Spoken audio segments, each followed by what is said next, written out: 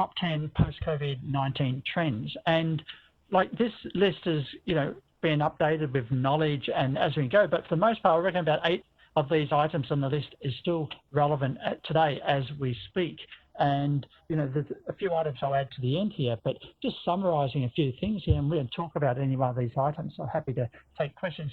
That is, number one, under supply management, the consolidation of suppliers, like that started over 5 years ago. That will continue. The consolidation of suppliers. The multinationals have been consolidating for a while now. If anything, the consolidation is going to speed up in terms of the colour variety, in terms of little bottles that hold your sanitizer. And so, maybe in 2019 you made these bottles, but there were 6 different colours. Well, now what's going to happen is people are not going to care about buying a bottle for the colour. They're going to buy the bottle because of what's inside, and the bottle is the right shape. And so now you're going to make one colour instead of 5 different colours. So that's what we mean by consolidation. So there's going to be consolidation of suppliers. You're going to have fewer suppliers, but also you're going to consolidate the actual SKUs that you are sourcing from any one particular supplier. And that's going to help manage the costs of the sourcing in the supply chain. There's going to be a greater attention to second and third tier suppliers. Now that's already started to occur. The fashion and apparel industry have been aware of that for some time now because of social pressures to show that they are aware of the social compliance of their first tier supplier factories, but not only that, their second tier supplier factories, the fabric mills, and also the third tier suppliers, or the cotton, where the cotton comes from, are they picked by underage labour and things like that.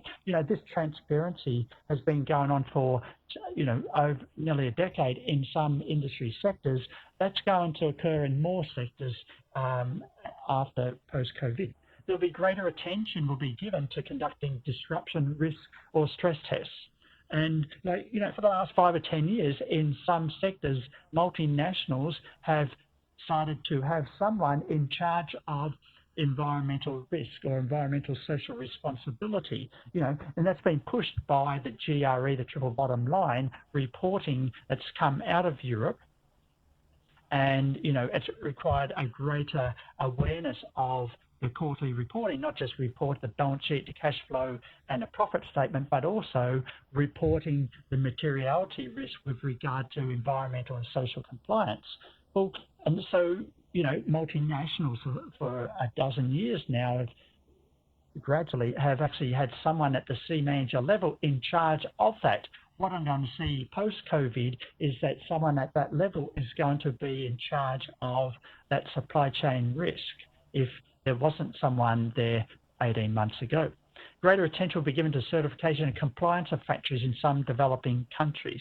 Now, we see that already as a result of pressure coming out of Europe, because if you're shipping into Europe and if any one country finds that your goods is not in compliant with a certain regulation, they can immediately post a notice of non-compliance, and that notice will demand a recall of that product from all of the EU states, from all of the EU countries immediately. And it goes onto a website, you go to the website and you see that, and that's happening today as we speak. We're going to see that pressure even going to be greater post-COVID-19, especially in certain sectors, definitely in the area of PPE.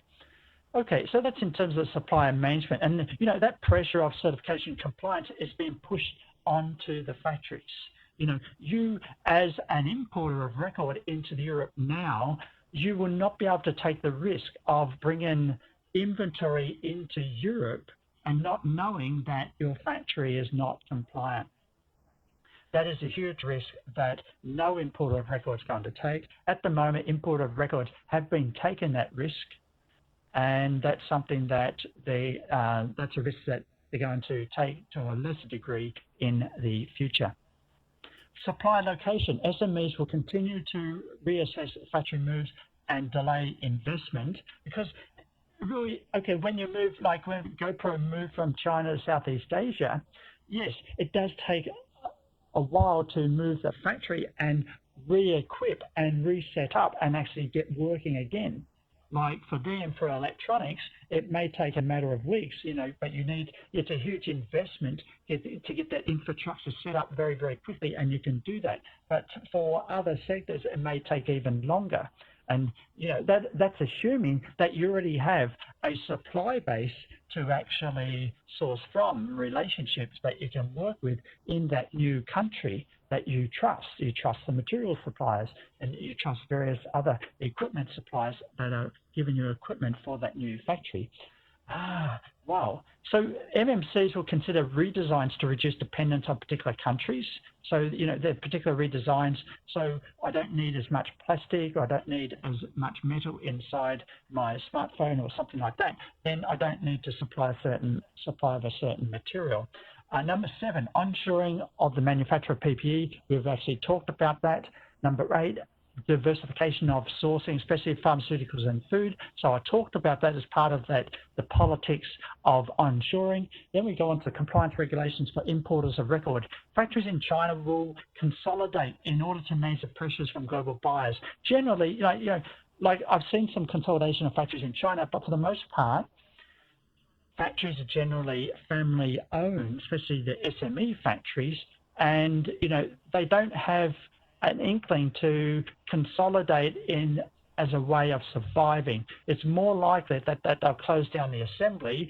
They'll still offer their products, and then they would outsource their assembly to another larger factory, and that other large factory would become the OEM supplier for the original factory that closed down, and then the owner of that original factory just becomes a seller of a particular brand.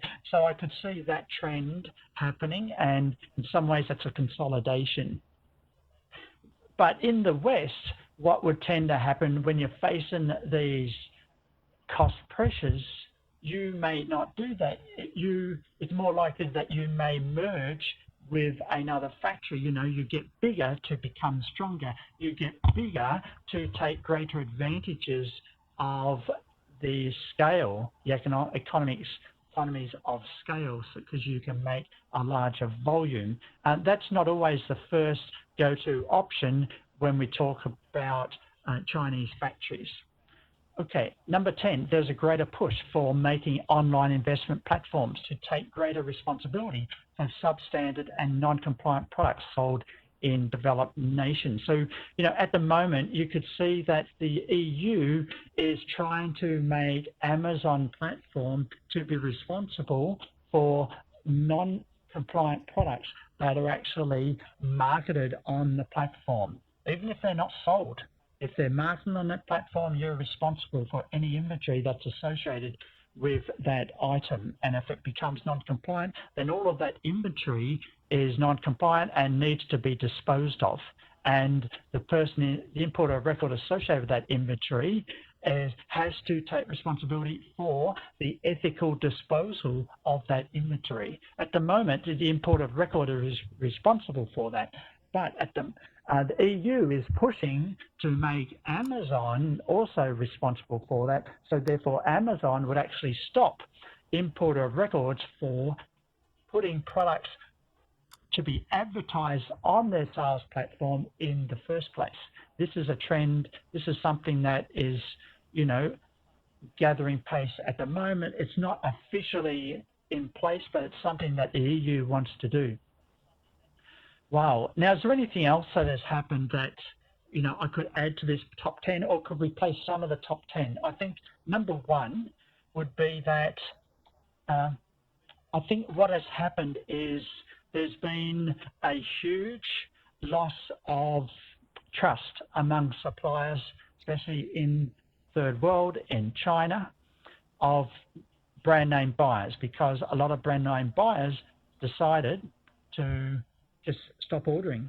Said, oh, sorry, we don't order anymore. We can't order because we've got no demand for our products.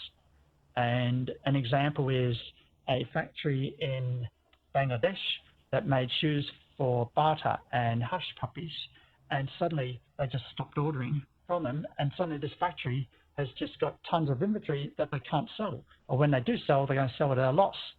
And that's a huge loss of trust, because there is a kind of a product roadmap that brand names have with their suppliers. They share with their suppliers, and as part of the relationship that there is a kind of ongoing order system coming from the buyer. But what has happened in the last 6 months is a lot of brand name buyers have actually cut off their orders immediately from the suppliers, and so there's going to be a lot of relationship repair that will have to take place post-COVID, and some relationships may not be able to be repaired.